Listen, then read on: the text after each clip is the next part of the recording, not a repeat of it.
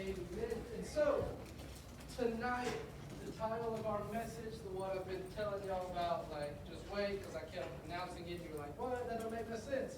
The title of our message is Stop Going to Church. Stop going to church. And the passage tonight we're going to be looking at primarily is Psalm 92. So if you want to go ahead and mark that, you can. If not, it'll be on the screen a little bit later. But tonight, before we get into anything, I want to make each and every one of you in this room a promise.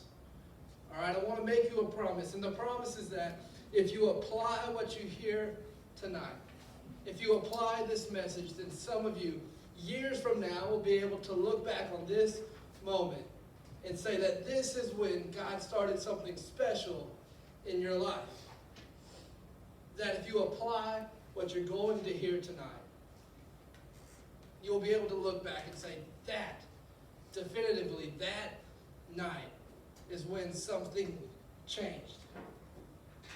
And that's not an overstatement, it's a promise if you really apply this message.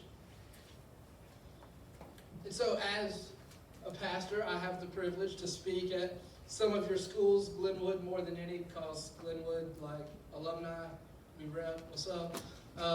But I still get the chance to speak at other schools, different banquets and what have you. And so I have a conversation with a lot of people in these different settings, all of which are outside of church. And so anytime I go and speak with somebody, because I am a pastor and people know that, they always, we get to talking and they tell me about how they go to church. They always, I go to church. I go to this church. I go to that church. Everybody goes to church. Somebody say, go to church. Go to church. And so we say we go to church, and it's kind of like I go to a movie. And it's kind of like how I go to watch a game. I go to church. And so the thing that I've begun to notice is that many of these people who are telling me that they go to church, they're facing some real struggles, some real life problems, some real life opposition, right? And we all do. And so now some of these people that tell me, I go to this church, I go to that church, they probably really do go to church, and they probably really do get into it and serve and are awesome members of a church. But what I also know is that some people that say they go to church just go to church like they just go to a movie or they go to a game. They just kind of go when it's convenient. They go to church when they feel like it. They go to church when they don't have anything else going on. When they don't choose to go to a game or when they don't have practice, they go to church. Or they go to church on Easter. They go to church on Christmas. Or, in our case, they go to church when we've got a big event going on. And so what I'd like to tell those people, and what I'm going to tell each and every one of you tonight, is that maybe you need to stop going to church. Stop going to church, because what I want you to see is that God's highest calling for your life was never to go to a church. God's highest calling was never for you to go to a church, but it was for you to live like Christ. Not to go to a building, not to go to a destination, but to be conformed into the image of God. Not to go to church, but to be planted in a church, to be the church, because that's what we were called, to be a light shining into a dark, dark world. So now maybe instead of just going to church, it's now time that we get planted. That we get planted in the house of God. And so now where does that phrase come from, to be planted in the house of God? Well, that's our Psalm 92 passage that we're going to look at. Psalm 92, verses 12 through 15 says this. It starts in verse 12. It says, the righteous will flourish like a palm tree. They will grow like a cedar of Lebanon. And pause right there on verse 12. It says, the righteous will flourish. Somebody say flourish. Flourish. They will grow. They will flourish. And so what does that word flourish mean? Right? That's not one we use a lot. Or at least I don't. Like if you were to come up to me and be like, hey, Pastor Max, how's it going? I wouldn't be like, I'm flourishing. Things are great. I'm flourishing. I'm growing. I'm strong. I'm flourishing. It's not one we use often, but it is a great image of what happens when you are planted. Because what does it mean to flourish? It means that you're thriving. It means that you're growing. You're prospering. You've been blessed. You're seeing spiritual growth. And so when you get planted, you see these things happen. You begin to flourish. And still in verse 12, he compares it to two trees. Right? There's two trees we see, a palm and a cedar. And so the cedar, why would he compare us to a cedar tree? Well, a few things about cedar trees, because I know all of you aren't tree experts. Some of you may be, but if you are, talk to me afterwards, because I'm like, how'd you get to be a tree expert? That's kind of weird, but hey, you do you, rock on. And so things about a cedar. The first is that cedars are durable, right? They're strong. They're durable. When Solomon was rebuilding the temple, he built the beams, he built the cob, he built the roof out of cedar because it would last for centuries. And so it's strong, it's durable. But in addition to just being strong, cedar is also considered to be an attractive wood. It's very pleasing, and it also has a pleasant aroma, right? And so cedar is durable, it's attractive, and it's a pleasant aroma. That's why he compares us to cedar. Because when you are planted in church, it strengthens you. That love, that joy that comes from it begins to be attractive, and people want to know why you are the way you are, how you're different. You have this pleasant aura, and now people just want to be around you. But he also compares us to a palm, those who get planted. And now palm branches were symbols of triumph. They're symbols of victory. Right? Back here in the Roman times, during the first Olympic Games, the champions were given palm branches. Instead of a gold medal, they just said, here's your palm branch. But that was like, sweet. Right? I've got a palm branch. I'm the victor. I'm triumphant. That's what palm branches were for. And we see that when Jesus entered into Jerusalem, what we call the triumphal entry. They were waving palm branches. They laid them down so they could enter on palm branches. They're symbols of victory, of triumph, and that is what we experience when we get planted. So when we get planted, we begin to flourish. We start growing. We start seeing these blessings. We're strong and durable. We're pleasing to be around. But watch this. The other thing about cedars and about palms is that both trees are evergreens. Which means that all year long, not just for a season, but all year long, they're thriving, they're producing, they're flourishing, they're giving life. Not just every now and then for a season, but they're giving life all year round. And so now if we go back to this verse and we read it, the righteous will flourish like a palm tree. They will grow like a cedar. They'll be strong. They'll be victorious, not just for a season, but all year long, continually, evergreens. And so now who will flourish? Verse 13, as we move on, says, planted in the house of the Lord, they will flourish in the courts of our God. And so it doesn't say that those who go to church will flourish, but those who are planted in the house of the Lord.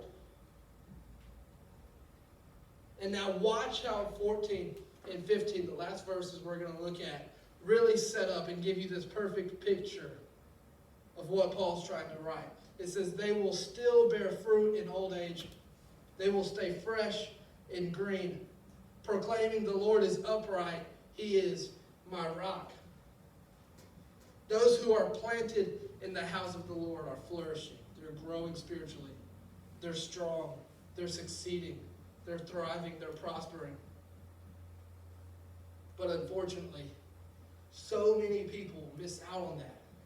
So many people don't experience these good things, these blessings, because they're not planted. And so if we were to go around the room and ask each and every one of you if you're flourishing, if you're planted, some of you might say yes, but I imagine some of you would probably say no. If I were to ask you, are you flourishing? Some may say yes, but some may say, I'm actually feeling spiritually dry right now. I'd say, are you thriving? You would say, maybe I'm actually emotionally withering.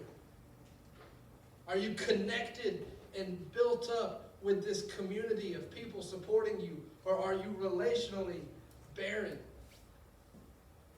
Are you prospering, or are you more stressed and strained and feel like you're about to break? Are you fulfilled in what you're searching for, or are you continually looking for that next thing, that next hit, that next spark that can try and fill your life that you just can't seem to find? Because if you sit in here and you say, I go to church, but I'm not flourishing. I go to church, but none of these things apply to my life, then you aren't planted. Because those who are planted are those who flourish. And so what we need to recognize is this, and the image we're going to use to look at it is this, is that your life is a seed. Your life is a seed. Okay, what does that mean? Well, think about seeds, all right? A seed in itself has a lot of potential. It can grow, it can multiply, it can thrive, it can produce fruit. But a seed that's never planted, that potential is just to be unfruitful. That same potential becomes dormant, it becomes unproductive, becomes barren. And so your life is a seed. And so let me give you a couple principles about planting and about seeds. And the first is this.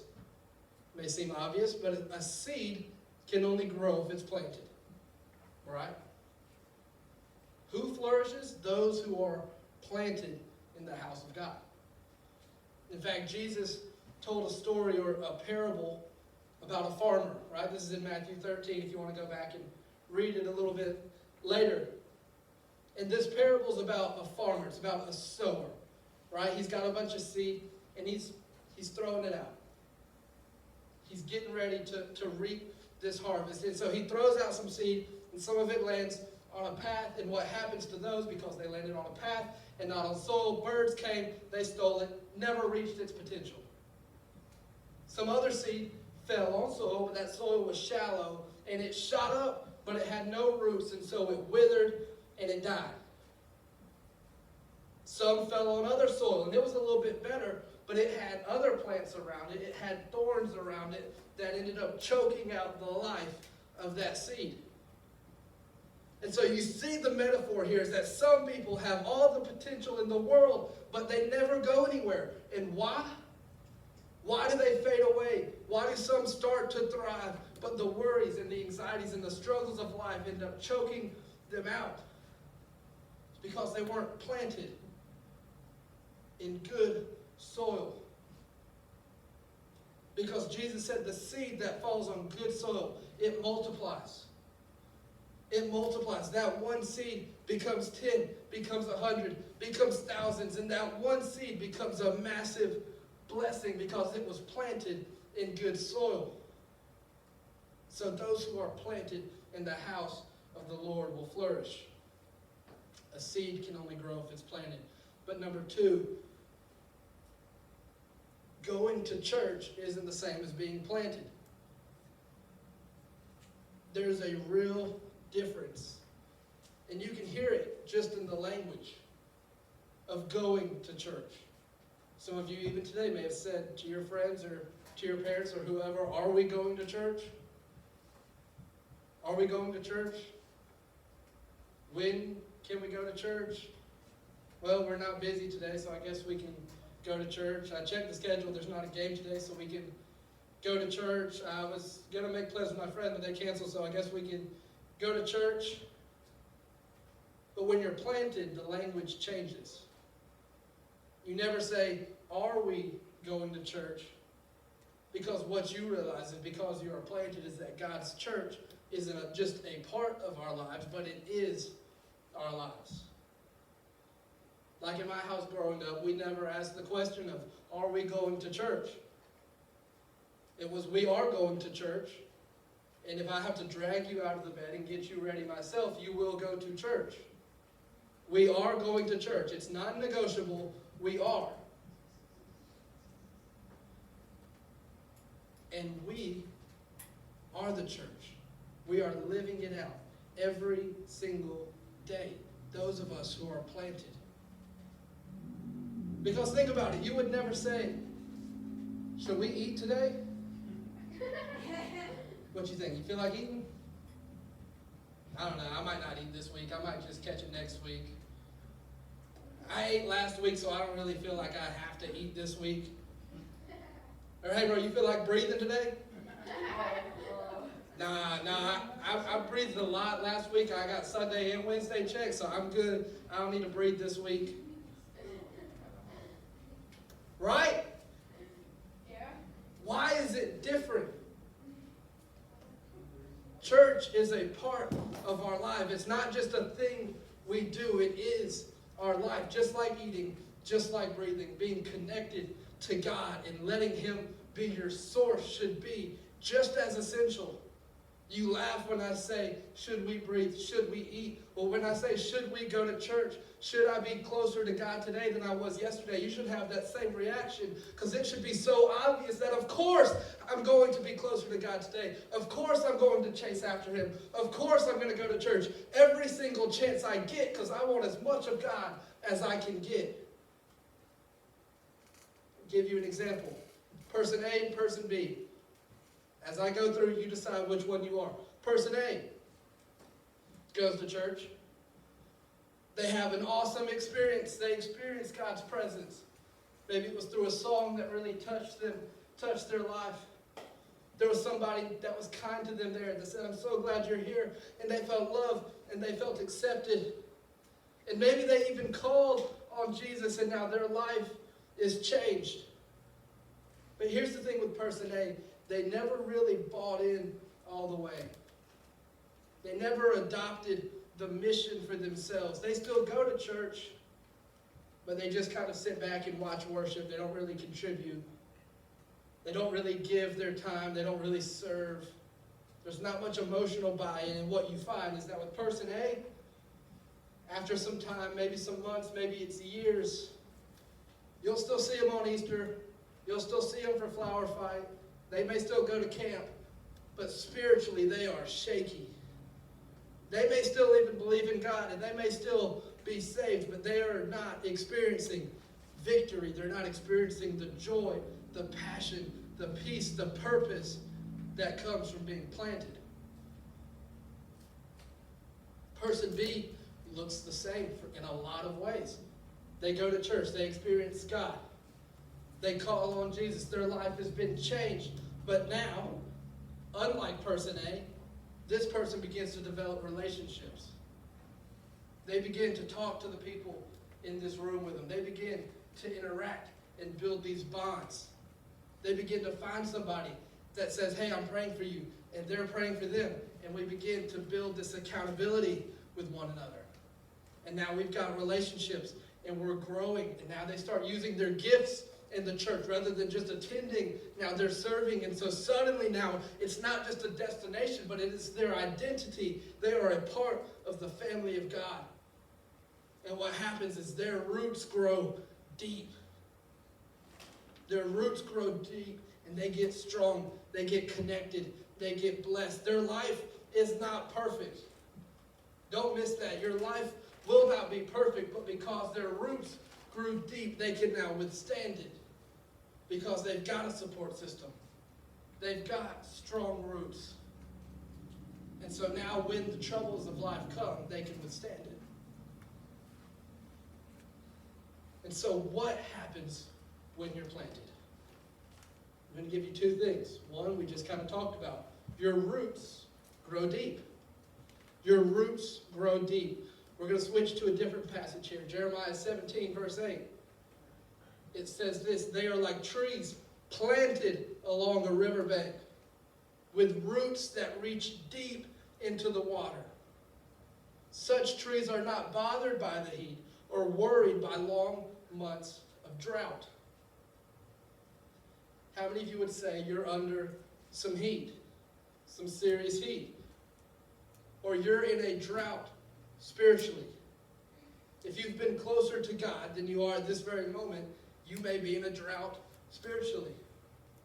But what this verse says is that when the roots grow deep, they are not bothered by the heat. They're not bothered by the drought. And why? Because they are connected to a source that is greater than the heat, that is greater than the drought, and that gives them life through any circumstance. Their roots grew deep, and so now they can withstand the heat. They can withstand the drought, and they continue to thrive. They continue to flourish. Did some research today on trees, because we're talking about roots. You laugh, you smile, but hey, as a pastor, we only work like one day a week, so I've got times to just look at trees and do whatever else I feel like, because it's the easiest job in the world, right? And so, in Northern California, there's what is known as the Redwood National Park. All right? Yeah, look at those things. A redwood tree is the largest living thing on Earth. I don't know how many of you knew that, but a tree is actually the tallest living thing on Earth. These trees can get as tall as 30 stories high. 30 stories, and their width, as you can see, can also be 3 stories wide. And so how in the world can a tree grow to be that large? Look at this other picture. This one's like super old. Look at that. Wow.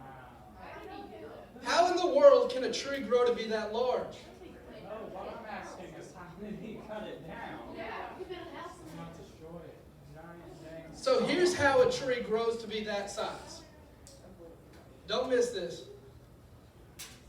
The roots grow deep. And the same is true of these redwoods. Their root system, it actually reaches out about 100 to 150 feet from the base of the tree, from the trunk. 100 to 150 feet is how far their roots spread out.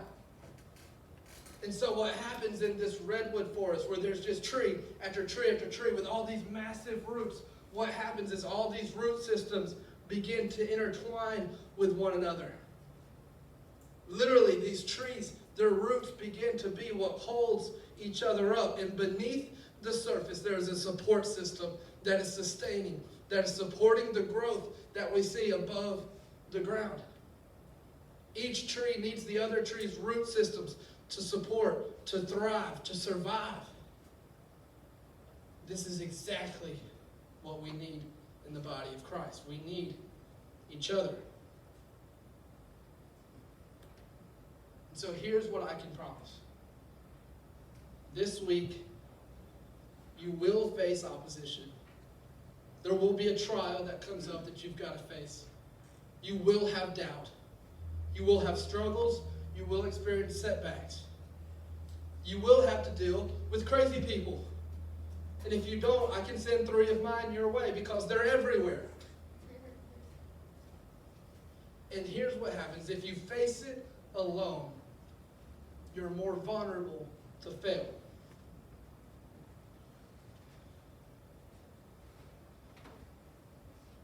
If you face it alone, you're more vulnerable to fail. And so I'll tell you, I don't think the devil minds at all if you just go to church.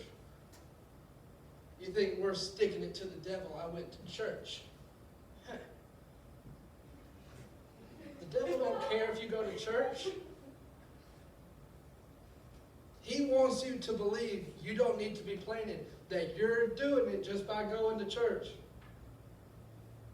The only one who wants you to believe that you don't have to be planted is the spiritual enemy who wants you to be isolated, who wants you to be vulnerable. Because that is when we fail. We need the family of God. I need you and you need me. I can't tell you what this group, what some of the people in my life have meant to me this past year, because it's been a tough year. But I've been blessed and I've been encouraged because my roots are being supported by your roots. My roots are being supported by the roots of other people. And together we're growing deep, we're growing strong, and we're holding each other up because we need one another. And so your roots grow deep. And then the second thing about being planted is that your roots produce fruit. We don't often think that roots produce fruit, but roots produce fruit. Say that 5 times fast. Don't actually. Don't worry about it. Jeremiah 17:8. That same verse we were just looking at. Watch how it finishes. With roots that reach deep into the water, such trees are not bothered by the heat or worried by long months of drought. Their leaves stay green and they never stop producing fruit. When you are planted, you produce fruit. So what kind of fruit are we talking about? Well, in the book of Galatians, the Apostle Paul talked about it, and he called it the fruits of the Spirit. We've all heard that before. You may even know it.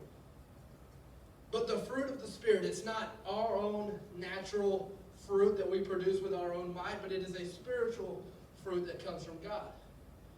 And so when we are connected to the spiritual vine, God produces spiritual fruit in us. Love, joy, peace, patience, kindness, goodness, gentleness, faithfulness, self-control. When you're planted, all these things begin to come up. And it says they never stop producing fruit.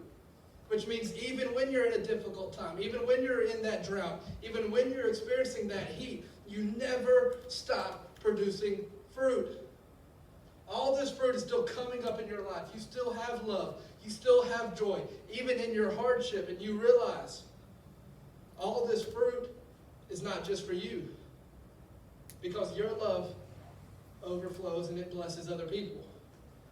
Your joy spreads and it's contagious. Your peace is attractive and people want to know what you've got. Your kindness is a blessing to other people. Your faithfulness strengthens those relationships, and you realize I'm planted and I'm making a difference.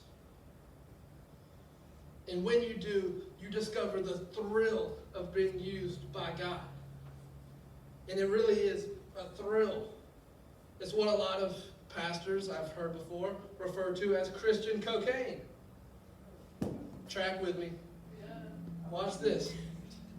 Because what happens is you get hooked. You see people changed by the way you love them. Someone tells you how much your friendship means to you. You see a prayer answered. You see the attraction that your kindness has on your relationships. You miss a week and someone asks where you were because they missed you. And you realize I'm getting some roots and you just want more. This is not just a place I go, but I'm needed here. God needs me to do what He created me to do. And I'm known, and I'm loved, and I'm planted in the house of God. You begin to see that you're not just saved from your sins, but that you are saved for the glory of God to make a difference in this world. And so hear me. Hear me when I say this tonight. If you are a believer, it's time. It's time. It's time to stop going to church, and it's time for you to get planted. It's time, because do you really expect to defeat spiritual opposition, the temptations that the devil throws your way, all these powers coming against you by going to church once a month or so? Do you really think that when you spend more on coffee than you give to the work of God or to people in need, that you're really going to become a true disciple? Or do you really think that when you spend more time on Instagram in one day than you spend reading the Bible all month, that you're really going to be conformed into the image of God? It's time to get planted. And hear me, if this is not the place for you, that's okay. This group is not for everybody. I understand that. We're not perfect.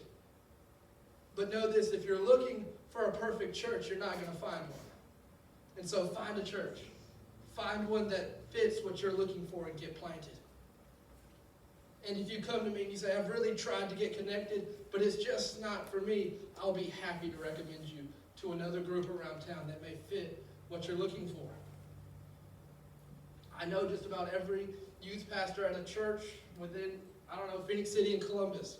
We all meet together once a month. And so I can tell you where you might like it. You like a church with a lot of small group discussion, not so much preaching? I can suggest one. You like one with different worship that's not so loud? I can suggest one. If you'd like a group with an older youth pastor who doesn't bounce around so much and yell and wear his hat backwards, I can find you one. There's a lot more boring youth pastors out there. I'm just kidding. But what we want to do is we want to get you planted. We want to get you planted because God has so much for you. He wants you to flourish. You don't just go to church, but you are the church. You come to me and say, well, I tried. I came 3 weeks in a row and nothing happened. Listen, it takes time for a tree to grow. Trees don't grow overnight. And so what does a seed need to grow, need to flourish? 5 things: soil, light, water, temperature, and time. Soil is your heart. Good ground for that seed to be planted. Light, God's word is a lamp to my feet and a light to my path. Water, Jesus is the living water that washes us clean. Temperature, the fire of the Holy Spirit burns within us and it nurtures that seed to grow. And time, you know the best time to plant a tree? It's 20 years ago. The best time to plant a tree is 20 years ago. The best time for you to get connected, to get planted into the church was years ago. But the next best time to plant a tree, the next best time to get planted is now. Now is the time because God wants you to flourish. And so stop going to church and be planted. Be planted in the house of the Lord and flourish. And so tonight, as we move into this time of prayer, we're going to have another slow song. It's going to be a time for you to pray. It's going to be a time for you to reflect, to meet with God, whatever He's putting on your heart. And so if you're in this place tonight and you say, I know I'm a believer, I know I'm saved, but I feel like I'm still missing some of these things. I don't feel like I'm flourishing. Then maybe it's time that you get planted. That you get real with yourself and you realize my seed may be getting choked out by the things of this world. My seed may not have the right soil to really dig my roots in. Maybe it's time I take my seed and I plant it in good soil. I dig in. I get serious. And I find a place of support. I find a place of love. And we would love that to be here, but if it's not, I just pray that you find one. Or maybe tonight, you're not a believer. And you're sitting there and you've been told that your life is a seed, and we've talked a lot about trees, and it was kind of weird. But maybe something hit home with you. And maybe you realize, I have been trying to go through life on my own. I am under some heat. My life does feel like I'm in a drought sometimes. And I could really use some life. It would be really nice to see my life flourish. Well, you've got that seed. And so it's up to you what you do with it. You can continue to hold on to it and not plant it, but as long as I hold on to this seed, it's not going to do anything. You've got the choice. You can get it planted tonight.